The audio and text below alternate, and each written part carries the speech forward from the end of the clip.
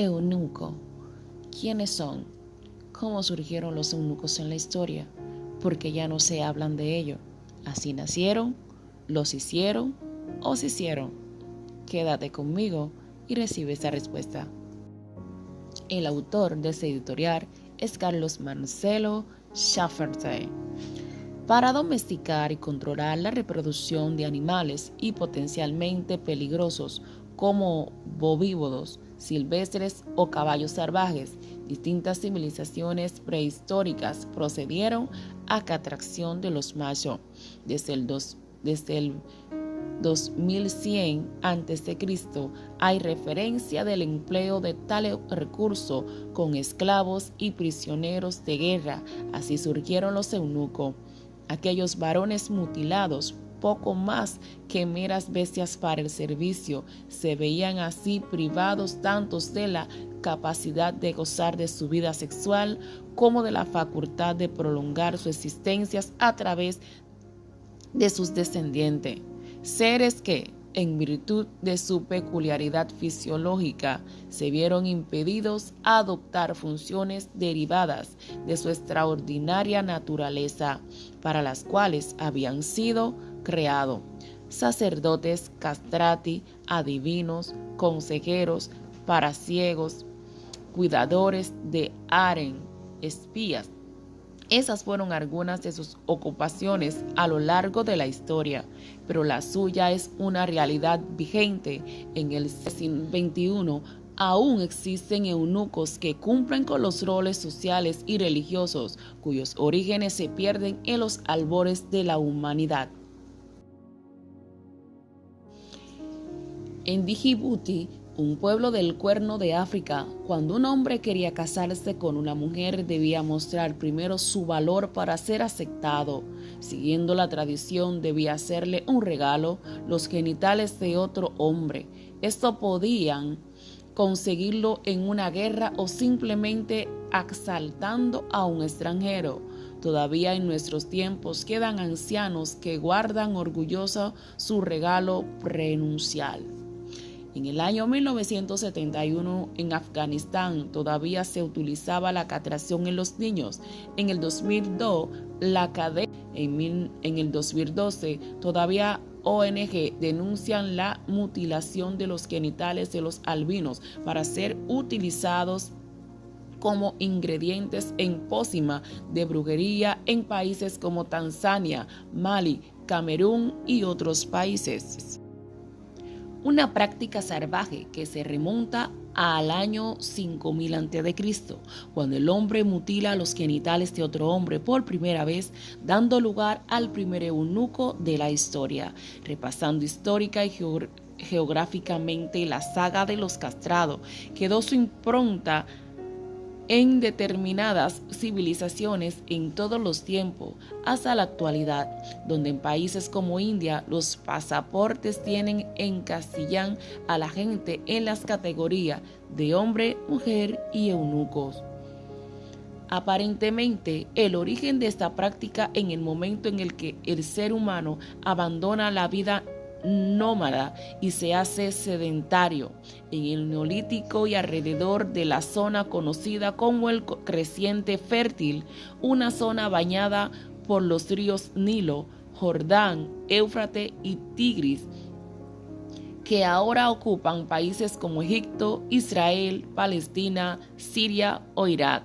En este contexto, el hombre comienza a captar animales, a domesticarlos y a controlar su reproducción, algo que proporcionaba un control de los animales y facilitaba otras materias primas. Para consolidar el dominio del hombre sobre sus bestias, se comienza a realizar actividades para reducir la agresividad del animal. Así comienza la mutilación de otro ser vivo por parte del hombre, que originalmente era de tres tipos: el vacuno o caprino descuernado, el toro anillado de hocico y la castración de los équidos. Fue esta última la que extendió al percatarse de que no solo eliminaba la peligrosidad del caballo, sino que también se reducía su apetito sexual y anulaba su capacidad de reproducirse, condición que le permitía compartir la manada con otros machos castrados que no se agredían entre sí y era mucho más fácil de domar. Tras la aceptación de esta práctica, el hombre demostró una vez más que es un lobo para el hombre cuando decidió hacia en el año 2000 a.C. castrar también a sus esclavos. Si los animales se vuelven más dóciles, ¿ocurriría lo mismo con los humanos? Surge así el eunuco, una figura alejada del mero castrado, con un componente social más rico. El eunuco comienza a convertirse en una persona de confianza de las altas esferas, en el protector del harén, en el mediador entre el rey y sus inferiores. En la Grecia antigua, según la leyenda, las temidas amazonas mataban o mutilaban a los hombres cuando no los necesitaban para procrearse, pero también encontramos su práctica en el imperio persa, árabe, turco, babilónico y chino, recibiendo los hombres de Gurgarú sumerios, asenus, ancadios, istaritu, babilónicos y galli, romanos, entre otros muchos, para definir una misma realidad, aquellos que habían sido privados de sus genitales por orden de los gobernantes, aunque algunos llegaron a hacerlo por voluntad propia e incluso para salvar económicamente a una familia que nunca volverían a ver. A cambio de todo lo que se les quitaba, se les otorgaba mucho poder y privilegio. En correspondencia, se convertían en leales hombres de confianza de reyes y emperadores. Según el sociólogo alemán Ludwig Cohen, conocido en la Universidad de Cambridge como Lewis Kosser, la fundación real del eunuquismo era cortar el ascenso al poder de la burocracia. Gracias a los eunucos se crea un grupo de funcionarios que no pueden dejar sus cargos en herencia a sus descendientes, evitando luchas y conspiraciones por el poder. Desplazándonos a otro continente y en otra época, concretamente en la China imperial, podemos leer otra escena que guarda cierta relación con la que os acabo de contar. Durante la dinastía Ming y Qing, no era raro ver en una insalubre habitación del exterior de la ciudad prohibida a una familia acompañado a uno de sus integrantes a una cita con el barbero cirujano para que le fueran extirpados su pene y sus testículos. El barbero cobraría 6 lingotes de plata por su servicio. Se le ataban los pies y las manos, vedándosele los ojos y desnudándole. El barbero revolvía la base del pene y los testículos en una venda que ajustaba fuertemente para después retorcer hacia un lado. Después cogía un cuchillo curvo bien afilado y preguntaba al futuro eunuco si estaba seguro de lo que iba a hacer. Si era menor de edad, respondía la familia por él. Si la respuesta era afirmativa, realizaba un corte fuerte y veloz, cercenando los genitales y quedando solo visible el conducto urinario, que se le cortaba a ras del pubis para poder orinar, y el conducto espermático, que se le replegaba e insertada en la carne. Los gritos de dolor eran indescriptibles, además de la hemorragia que se producía al instante. El barbero aplicaba baños de sales y aceite, aplicando una pequeña cuña de metal, frecuentemente de estaño o plomo, en el orificio de la uretra. Pero lo peor no había pasado. El nuevo eunuco debía caminar y no estarse quieto sin consumir nada durante 4 días. Si pasaba ese tiempo podía orinar tras retirar la cuña, la intervención habría sido un éxito y podía empezar a trabajar en su nuevo empleo, servir en la corte del emperador. Si no conseguía miccionar, moriría en su atroz agonía poco tiempo después. Los testículos eran guardados por el cirujano hasta que fueran reclamado previo pago de una cantidad de dinero por su antiguo propietario, ya que debía mostrarlos si quería ir ascendiendo en su nueva profesión. Pero si el eunuco moría sin poder recuperarlos, se le cosía un pene hecho de arcilla o porcelana para poder ir al cielo. Esos dos ejemplos pueden parecernos extremos, pero dan muestra de lo que se consideraba un nuevo género sociocultural, el eunuco, al que históricamente se le asignaba un trato diferenciado y que muchas veces desarrollaba un papel muy importante en la sociedad. Esta castración podía ser parcial o total, testículos y pene, y su consecuencia biológica era la fernización del varón castrado. Encontramos su práctica desde el mismo momento que el ser humano se vuelve sedentario durante el Neolítico en el creciente fértil, tras percatarse que la castración de los animales servía para reducir su agresividad. Era cuestión de tiempo que aplicaran esta drástica medida a los hombres violentos y extendiéndose esta costumbre a muchas culturas y civilizaciones. A pesar de su fidelidad, los eunucos también intentaron sus propios motines. Uno de los más importantes tuvo lugar durante el reinado de Abdón, rey de Asiria, entre los años 671 y 670. Allí los mutilados dieron un golpe de estado para colocar a su jefe.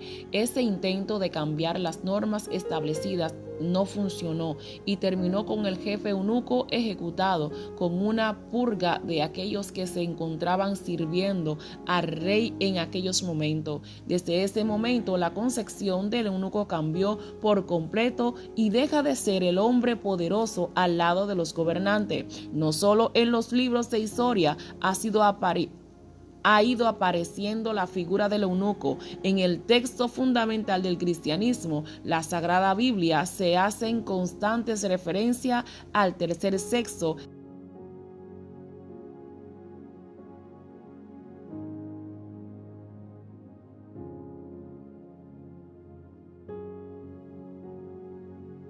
Tiene exactamente 47 menciones. Los eunucos eran muy codiciados como guardianes de las mujeres para asegurar su fidelidad en las largas ausencias de sus maridos, y pronto se convirtió en un negocio rentable para muchos al pagarse por un eunuco bien operado el precio de 20 esclavos. Tampoco tenía el mismo valor el eunuco castrado totalmente que el que conservaba su pene, así como al que además le cortaban la lengua. Los que sobrevivían de la mutilación completa tenían que retirarse la barrita de metal de la uretra cada vez que necesitaban orinar, así que los que podían enseñar dicha barrita eran también mejor valorados. España también tiene su momento ominoso en la historia de los eunucos, ya que los primeros castrati no pertenecen, como todo el mundo presupone, a Italia, sino a Huesca en el siglo XII. Aquellos niños que eran castrados para conservar su angelical voz fueron castrados por la Iglesia para rentabilizar la inversión que se había desembolsado en su educación musical. Esto se popularizó en el siglo XV, cuando se popularizan las prácticas polifónicas que requieren de voces femeninas y la mujer no podía cantar en un coro eclesiástico, por lo que comienza a requerirse la voz de falsetistas castrados. Los eunucos en España no se remontan al siglo XII en Huesca, sino unos siglos antes en el sur, en poder de los invasores moriscos. En el siglo IX, la castración la realizaban los judíos. Cuando los musulmanes hacían conquistas, mataban a los hombres, se casaban con las hijas o las vendían para ponerlas a su servicio, y a los adolescentes los enviaban a castrar. El lugar más reconocido por realizar esta actividad con más éxito era la Juaida, donde de cada 4 sobrevivían uno, y luego era puesto al servicio de los musulmanes en sus ejércitos o conquista. Uno de ellos fue Jairán, de nombre cristiano, significaba próspero, que hace 1000 años gobernaba en Alemania y mandó construir un nuevo recinto en la muralla de Almería. A su muerte, sus territorios fueron reclamados por su amo, el rey de Valencia. La España del medievo también tiene el dudoso honor de ser el primer país europeo que recurrió a la castración de niños para fines musicales. A finales del medievo, las corales polifónicas requerían de voces femeninas en una época que la mujer tenía prohibido cantar en un coro eclesiástico. Es así como la Iglesia popularizó la castración de los niños para conservar su angelical voz, aunque su práctica ya se encuentra en tiempos de Bizancio y no será hasta el año 1870 cuando esa práctica queda prohibida legalmente. Muchos piensan que los primeros castrati procedían de Italia. Sin embargo, hay referencias de ello en el siglo XII en Huesca, España, siendo muy famoso Senesino, del que Haydn recurrió en 17 de sus óperas, y Farinelli en la corte de Felipe V de España. El fin de la era de los castrati llegó con el inicio de la Ilustración y el florecimiento de la música romántica. Sin embargo, esto siguiendo existiendo hasta el siglo XIX. La Iglesia empezó a condenar tajantemente esta práctica, aunque todavía en el siglo XX habría un reductor para los castrati: el Vaticano. La voz de Alessandro Moreschi en la imagen, el último castrado del coro vaticano, se retiró en 1913, y el primero y único en ser grabado quedará para la posteridad. Más restringida era la práctica de la castración por motivos religiosos, quizás solo en los pueblos esclavos, encontrando muestra de ellos en el patriarca Orígenes, que se autoestipulan para evitar tentaciones, concentrarse más en Dios, y algunos pocos ermitaños. Pero el ejemplo más sorprendente lo encontramos a finales del siglo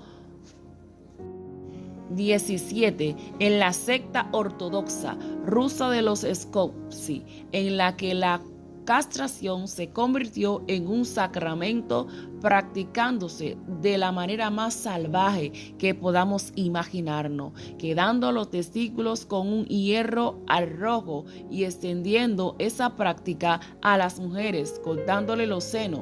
Algunos grupos de Skopsi sobrevivieron hasta hace pocos decenios.